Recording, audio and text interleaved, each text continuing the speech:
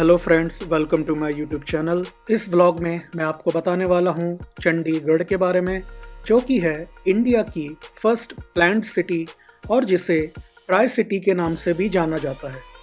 Chandigarh north India में स्थित एक यूनियन टेरिटरी और प्लैन्ड सिटी है, जो कि एक शेयर्ड कैपिटल है बिटवीन हरियाणा और पंजाब। चंडीगढ़ कैपिटल रीजन या ग्रेटर चंडीगढ़ का बड़ा हिस्सा है, जिसमें हरियाणा में पंचकुला और पंजाब में मोहाली के निकटवर्ती सैटेलाइट सिटीज़ भी शामिल हैं।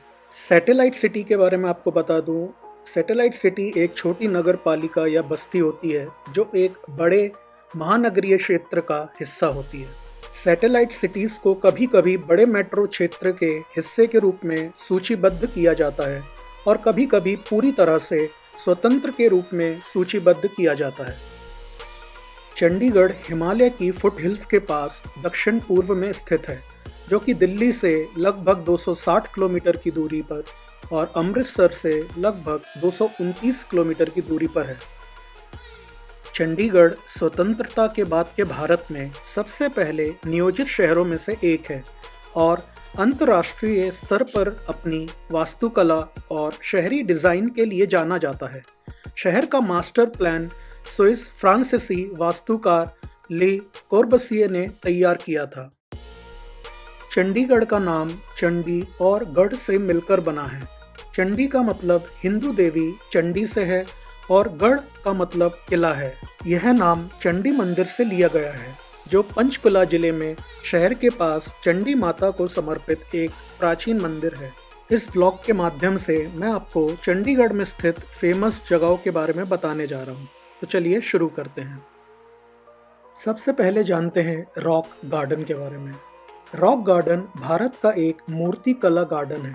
इसे नेकचंद रॉक गार्डन के नाम से भी जाना जाता है, जो कि इसके संस्थापक थे। श्री नेकचंद एक सरकारी कर्मचारी थे और उन्होंने वर्ष 1957 में अपने खाली समय में चुपचाप इस गार्डन को बनाना प्रारंभ किया। आज यह 40 एकड़ से अधिक क्षेत्र में फैला हुआ है। यह गार्डन पूर्णतः औद्योगिक एवं घरेलू कबाड़ एवं फेंक दिए गए सामान से बनाया गया है। गार्डन नवीकृत सिरेमिक से बनाई गई कलाकृतियों के लिए विश्व विख्यात है। जानते हैं कैसे गढ़ा गया यह नायाब गार्डन। सन 1951 में नेकचंद जी ने लोक निर्माण विभाग में सड़क निरीक्षक के तौर पर नौकरी की थी। ऐसे में वह अपने खाली समय में साइकिल पर बैठकर बेकार पड़ी चीज़ों जैसे ट्यूबलाइट्स, टूटी फूटी चूड़ियाँ, प्लेट, चीनी के कप, बोतलें और उनके ढक्कन जैसी अलग अलग तरह की बेकार चीज़ों को इकट्ठा करते थे और उन्हें यहाँ सेक्टर 1 में जमा करते थे। वह इस कचरे से कलाकृतियाँ बनाना चाहते थे। उन्होंने अपनी सोच को आकार देने के लिए इन सामग्रियों को रिसाइकिल करने की योजना बनाई और फिर वह रोज रात को गुपचुप तरीके से साइकिल पर सवार होकर जंगल के लिए निकल जाते। यह सिलसिला करीब 2 दशक तक चला। आखिरकार नेकचंद जी की परिकल्पना ने गार्डन के रूप में आकार ले लिया। हालांकि उस वक्त कई राजनेताओं ने इस गार्डन को अवैध निर्माण बताकर गिराने की भी कोशिश की, लेकिन ऐसा हो न सका। नेकचंद जी के नेक काम को पहचान मिल गई। रॉक गार्डन में आने वाले पर्यटक यहाँ की मूर्तियाँ, मंदिरों, महलों आदि को देखकर अचरज में पड़ जाते हैं। रॉक गार्डन में वाटरफॉल, पूल और घुमावदार रास्ते सहित 14 लुभावने चैम्बर है, जो नवीनता और कल्पनाशीलता को दर्शाते हैं।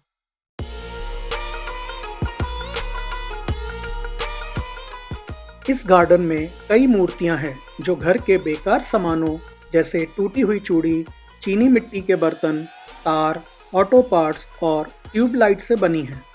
भवन के कचरे, खेलने की गोलियां और टेराकोटा बर्तन को भी गार्डन में भवन, मानवीय चेहरा और जानवर सहित अनेक रूपों में प्रदर्शित किया गया है। यह अद्भुत गार्डन हर दिन सुबह 9 बजे खुल जाता है।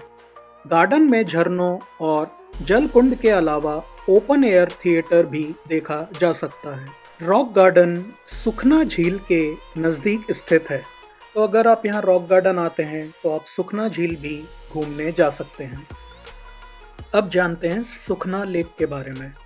सुखना झील हिमालय की शिवालिक पहाड़ियों में बना एक जलाशय है।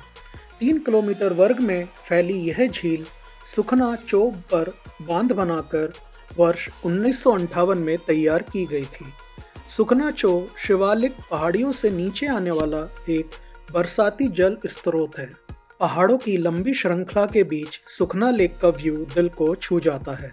गर्मियों में यहाँ प्रवासी पक्षियों का आना जाना शुरू हो जाता है, जिससे दृश्य और भी खूबसूरत हो जाता है। अगर आप सुखना लेक घूमने का प्लान बनाते हैं तो यहाँ कई ऐसी चीज़ें हैं जो आप मिस नहीं करना चाहेंगे।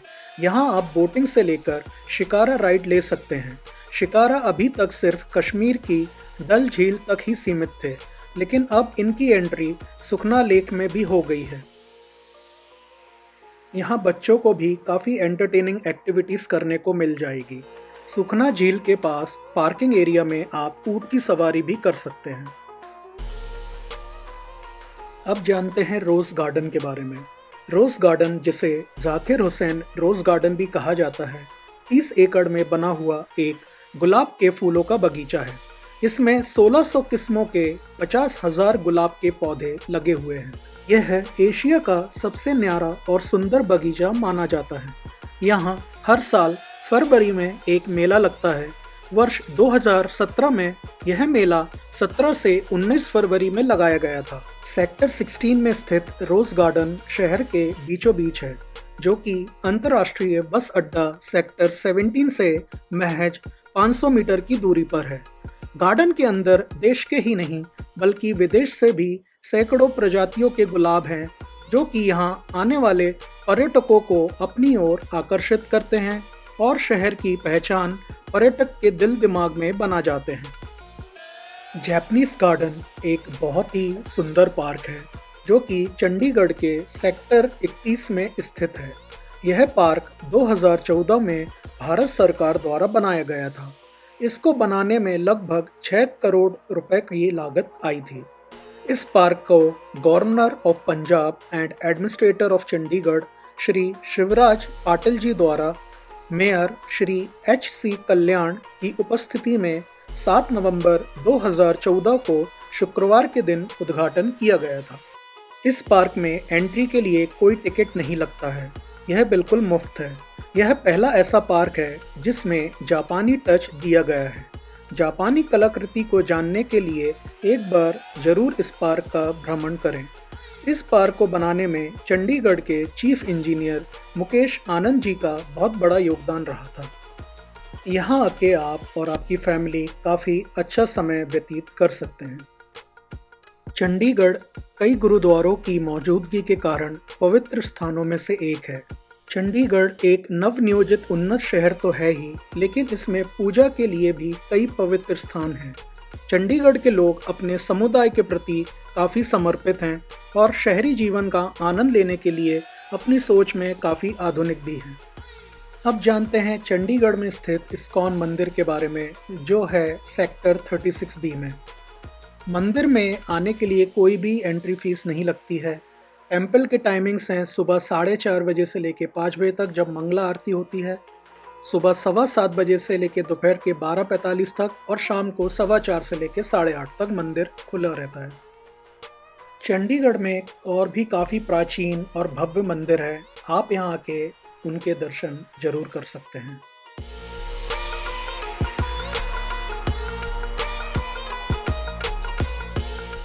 चंडीगढ़ एक शानदार शॉपिंग डेस्टिनेशन भी है। अगर आप शॉपिंग के शौकीन हैं तो यकीन मानिए चंडीगढ़ से बेहतर चॉइस आपको कहीं नहीं मिलेगी। चंडीगढ़ में शॉपिंग करने के लिए भी कई बेहतरीन प्लेसेस हैं, जिसमें सेक्टर 22 का शास्त्री मार्केट और सेक्टर 17 का मार्केट शामिल है। खाने के मामले में भी चंडीगढ़ काफ़ी फेमस है। यहाँ का नॉर्थ इंडियन फूड आपको ज़रूर टेस्ट करना चाहिए। आप यहाँ पे छोले भटूरे, अमृतसरी कुलचा, राजमा चावल और लस्सी ट्राई कर सकते हैं। चंडीगढ़ में और भी काफ़ी जगह देखने लायक हैं, जैसे कि असेंबली बिल्डिंग। अगर आप हॉकी के शौकीन हैं तो यहाँ सेक्टर 42 में स्थित हॉकी स्टेडियम में भी आके आप मैच का लुत्फ उठा सकते हैं। उसके साथ ही आप यहाँ गांधी भवन भी आ सकते हैं जो कि सेक्टर 14 में स्थित है। यहाँ का राजीव गांधी टेक्नोलॉजी पार्क भी काफ़ी फेमस है। आप भी इंडिया की इस फर्स्ट प्लान्ड सिटी में ज़रूर आएँ और यहाँ का एक्सपीरियंस ज़रूर लें। तो दोस्तों, चंडीगढ़ सिटी पे ये था हमारा ब्लॉग।